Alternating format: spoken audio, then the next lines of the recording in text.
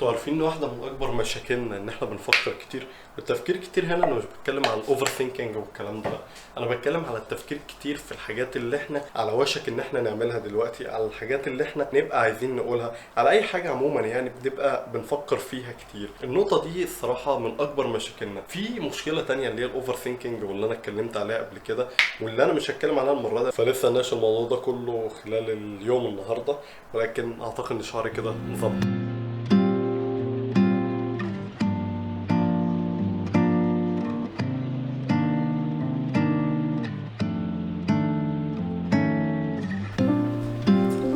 وزي ما قلت لك ان هو التفكير ده مختلف عن الاوفر ثينكينج. الاوفر ثينكينج انت بتفكر في حاجه هتحصل في المستقبل، لسه حاجه حصلت في الماضي فانت عمال تفكر فيها، ولكن هو التفكير ده يعني انا احكي لك كام موقف كده بنقعد نفكر في حاجات كتير فيها. زي مثلا انت قاعد مع حد وعاجبك الخاتم اللي هو لابسه، عاجبك التيشيرت اللي هو لابسه، عاجبك الجاكيت اللي هو لابسه، فانت عمال تفكر هل انا لو سالته انت جايب الجاكيت ده منين فهو هيقول ايه، فهو مش عارف ايه، فهو ايه فهو ايه، فانت بتقعد ترسم سيناريوهات كتير كده. كل السيناريوهات دي ملهاش اي اساس اصلا، فاهم؟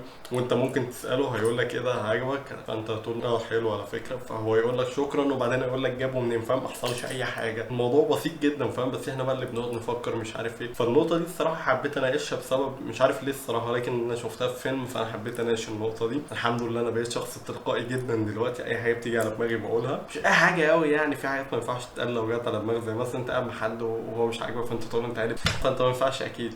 لكن انا بتكلم عن نقطه مثلا ان هو مجامله، كلمه حلوه عايز تقولها، كلمه عايز تقولها، فالنقطه دي احنا بنقعد نفكر فيها ليه يعني. الموضوع بسيط، فاهم؟ ما تفكرش قولها بس على طول كده. في حقيقه التفكير في الحاجات البسيطه دي مختلف عن الاوفر ثينكينج، بسبب ان انت الاوفر ثينكينج بتقعد تفكر في حاجات كتير قوي، لكن ده انت بتفكر في حاجه في لحظتها وبعد كده خلاص الحاجه دي انت نسيتها بعد ما الموقف خلص وانتهى. فحبيت اناقش النقطه دي الصراحه زي ما قلت لك عشان شفتها في فيلم وكده. النصيحه اللي انا اقدر انصح بطل الفيلم بيه، انا لسه ما كملتش الفيلم طبعا او لسه ما كملتش الحلقه اللي انا بتفرج عليها من المسلسل ده، فالنصيحه اللي انا اقدر انصحها للكاركتر اللي موجود في المسلسل ده هي حاجه بسيطه جدا: بطل تفكير. والله بطل تفكير وكل مشاكلك هتحل وكل حاجه هتبقى كويسه وكل حاجه هتبقى تمام. كذلك النصيحه اللي اقدر اديها لكم: بطلوا تفكير وكل حاجه هتبقى تمام. لكن المشكله بقى دلوقتي في حاجه تانية. العيش اللي احنا قلنا بنجيبه لو قعد في الثلاجه يوم العيش بيبوظ، ده اللي انا قدرت استخرجه من الرغيف. على العموم يعني عملت فطار.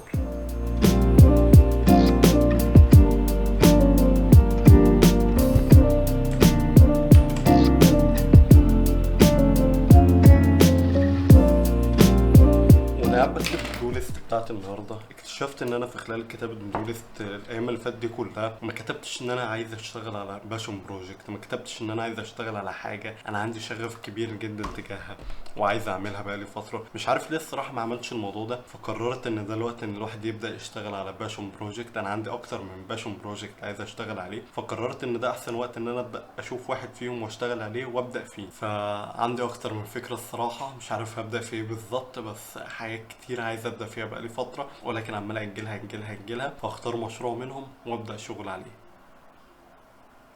يعني فاهمين التيست بتاع امبارح كان افضل شويه، بس قشطه يعني. لو انت اتفرجتش على الفيديو بتاع امبارح فانت مش هتفهم انا بتكلم في ايه، فانت لازم تروح تشوفه بعد الفيديو ده على طول عشان تفهم انا بتكلم في ايه. بس على العموم يعني تشربوا معايا قهوه.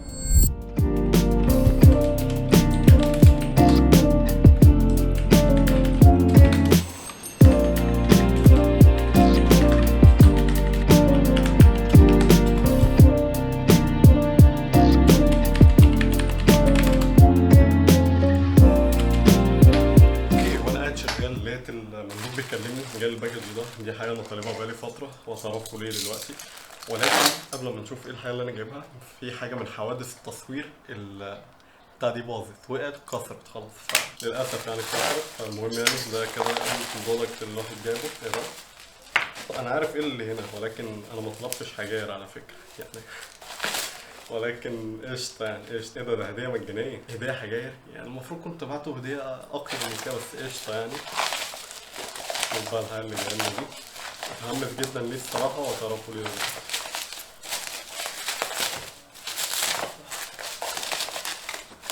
الباكجينج مش احسن حاجه بس قشطه يعني.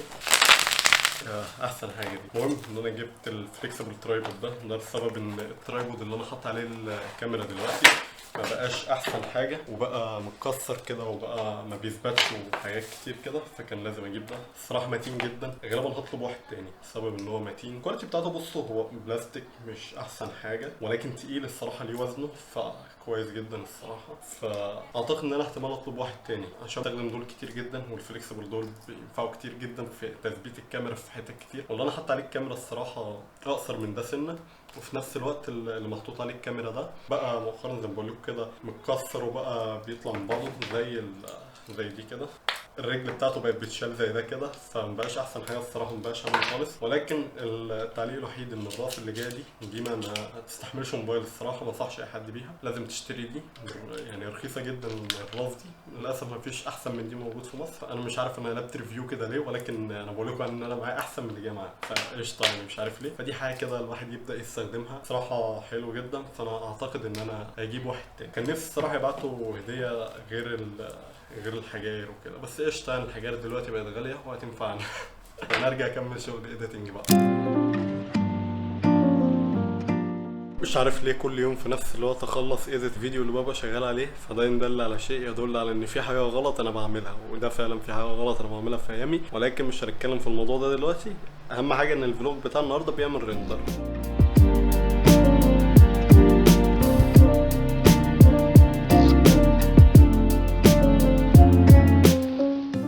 لسه جاي من بره، عملت ابلود للفيديو في السريع. الفيديو قعد 4 دقايق وده سريع جدا بالنسبه لي، وانا يعني بقالي فتره كده النت شغال كويس فرع قوي، فغالبا في خازوق بكره او بعده بسبب النت يعني مش هيفضل شغال كويس كده، ولازم يحصل خازوق في يوم من الايام.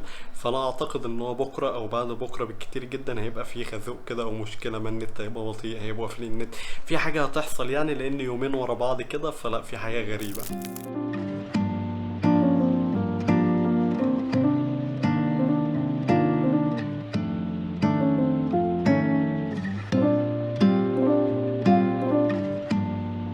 الروتين اللي بقى معتاد بتاعنا ان احنا اول لما نيجي من بره نصور صمنين للفلوج بتاع النهارده او الفلوج اللي نزل النهارده. ده بقى الروتين بتاعنا تقريبا، او دي بقت الحاجه المعتاده بتاعتنا. الصراحه الصمنين يعني ما توقعتش ان يبقى عندي الافكار دي ليها. افكار الصراحه حلوه جدا، لسه عاملها ايديت دلوقتي، ولكن اعتقد ان الصوره هتطلع حلوه جدا. A few moments later. حاليا على بعد خطوات بسيطة جدا وخلص اخر حاجة في اليوم كده. النهاردة اليوم بتاعنا يكون انتهى، ولكن في مشكلة بالنسبة لي النهاردة في اليوم، ان انا خلصت كل حاجة في الدو ليست ما عدا حاجتين اتنين. وللاسف الحاجتين دول بالنسبة لي مهمين، وانا مش عارف ليه انا كل يوم بخلص كل حاجة ما عدا الحاجات المهمة بالنسبة لي. انا نفسي بجد اعرف ليه الموضوع ده. يعني انا ماشي عندي النهاردة 6 حاجات، خلصت 4 فاضل لي 2، فده بالنسبة لناس كتير جدا انجاز كبير ان انت خلصت 4 حاجات، او بالنسبة لاي حد، مش بالنسبة لناس كتير، بالنسبة لاي حد انجاز الصراحة. لازم الكل يبقى فخور ان هو عمل كده. ولكن انا بالنسبه لي بعمل الحاجات اللي انا شايفها مش مهمه، وللاسف يعني هي مهمه، يعني كل الحاجات اللي انا كاتبها كده كده مهمه، ولكن انا مش عارف ليه انا ببقى شايف ان لا في اهم منها وده اللي لازم يتعمل. ولكن للاسف بينتهي اليوم من غير ما اعمل الحاجات اللي انا شايفها اهم من الحاجات اللي انا عملتها. فانا مش عارف ليه الصراحه بيحصل كده، بس يعني مش هضايق نفسي ولا اي حاجه، احتفل بالانجاز ان انا عملت الحاجات دي، وابقى مبسوط ان انا عملت الحاجات دي وكده. مش هزعل طبعا، يعني ان ابقى غبي لو انا زعلت ان انا خلصت الحاجات دي. ده انجاز لازم الواحد يبقى فخور، بدل ما اجي على نفسي واقعد اقول لا كان لازم اعمل كان لازم اعمل كان لازم اعمل، في الاخر بعد كده مش هعمل اي حاجه، بسبب ان انا عارف ان انا بعد ما اعمل الحاجه انا في الاخر بلوم نفسي. فانا في الاخر مش هعمل الحاجات. فيعني حاجه لازم نحتفل بيها، او مش نحتفل، حاجه لازم نبقى مبسوطين ان احنا على الاقل عملنا حاجه في اليوم. بالنسبه لناس كتير دي حاجه كبيره جدا ان انت عملت الحاجات دي، ولكن انا بالنسبه لي شايف ان في حاجات اهم. فعشان كده من بكره هعمل حاجه جديده تخليني انا احاول اعمل الحاجات الاهم دي، وان انا ما اعملش الحاجات اللي اقل اهميه، لا احاول اعمل حاجه جديده بكره تخليني اعمل الحاجات الاهم بالنسبه لي. فبس ده كان يومنا كده ببساطه.